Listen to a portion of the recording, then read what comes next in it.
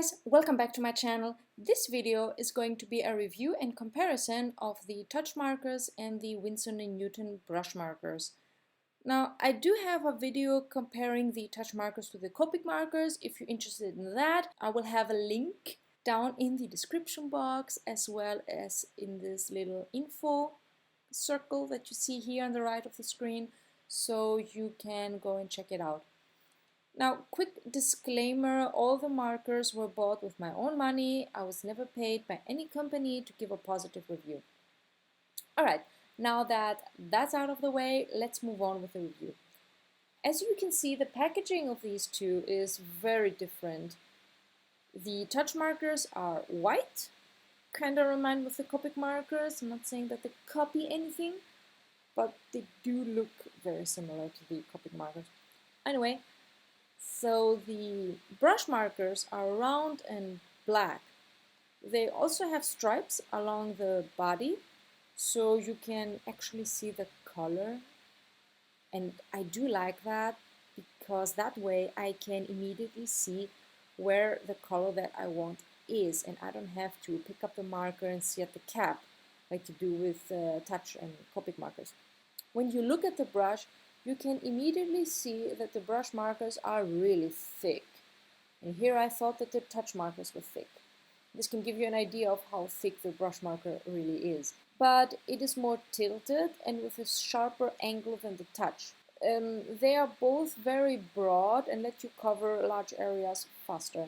Here I'm showing you the brush tip, and to be honest with you, I don't see a difference between them. They both have those fat nibs that I don't really like, but the nibs are very similar. I mean, they look identical.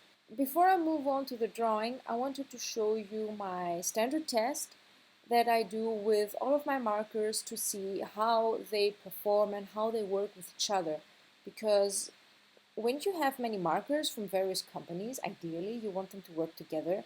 You don't want to have like 50 Copic markers, 50 touch markers, and 50 brush markers.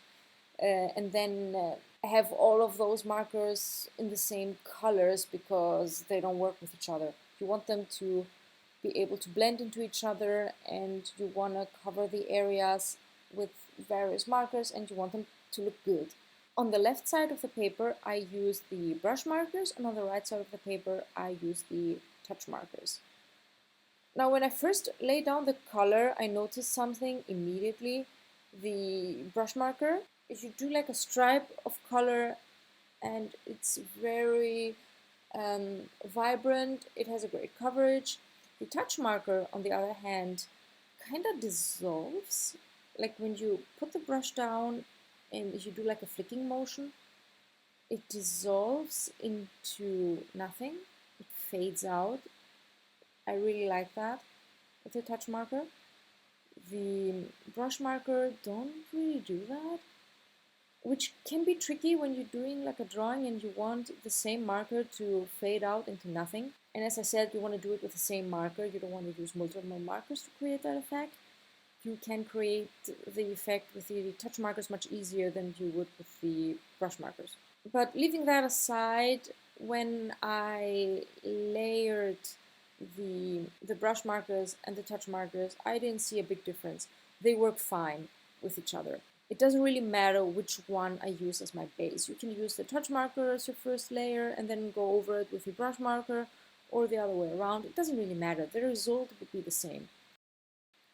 Now I'm going to move on and show you the drawing while I talk about prices. The brush marker come in 72 colors. They are blend friendly, alcohol based, and they have a translucent ink. They're twin tipped with a broad chisel tip and a brush nib. They have a print quality streak free coverage. I would agree with all those. The coverage was great on those actually.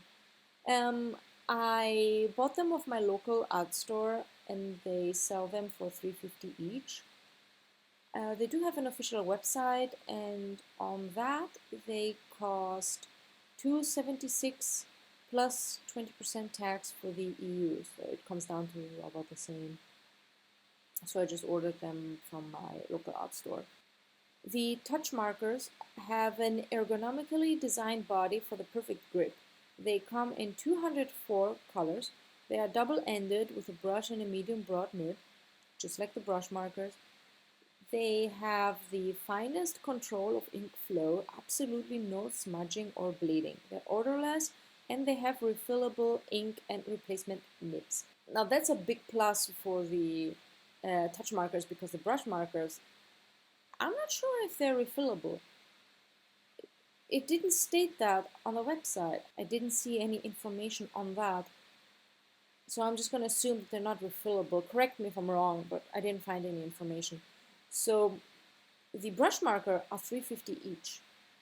The touch markers are $4.25 per marker from Amazon, because I didn't find them in a local art store, so I had to buy them from Amazon. So the touch marker are a bit more expensive, but not much. It's not even €1 more expensive, but you can replace the nibs and they have refillable inks.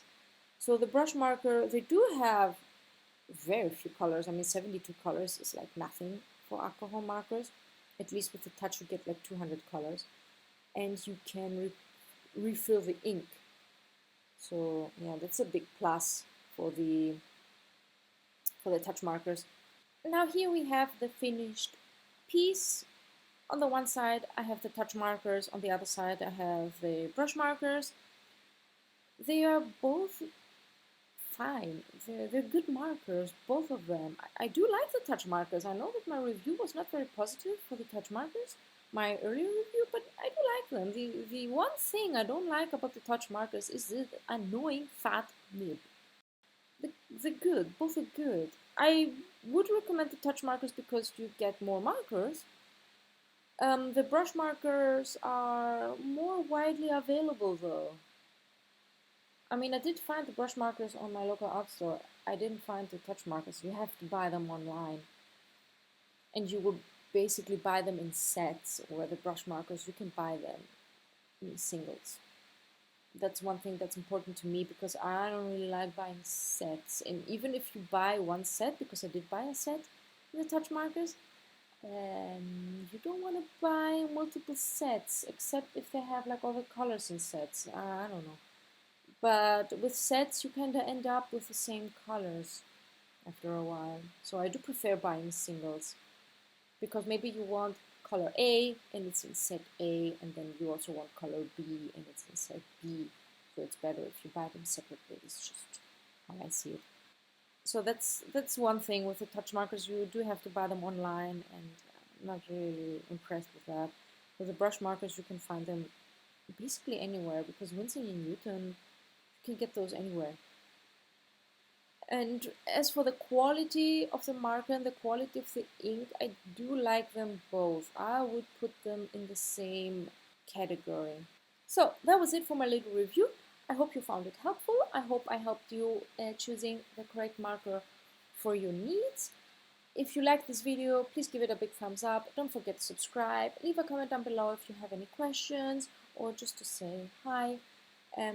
Don't forget to hit that little bell so you will get notified of my upcoming videos, and I will see you next week with a brand new video, and that will be actually the brush markers versus the Copic markers. And I also want to do a drawing with only the brush markers, like I did with the touch markers. So if you're interested in that, stay tuned, and I will see you next week with another video. Bye guys!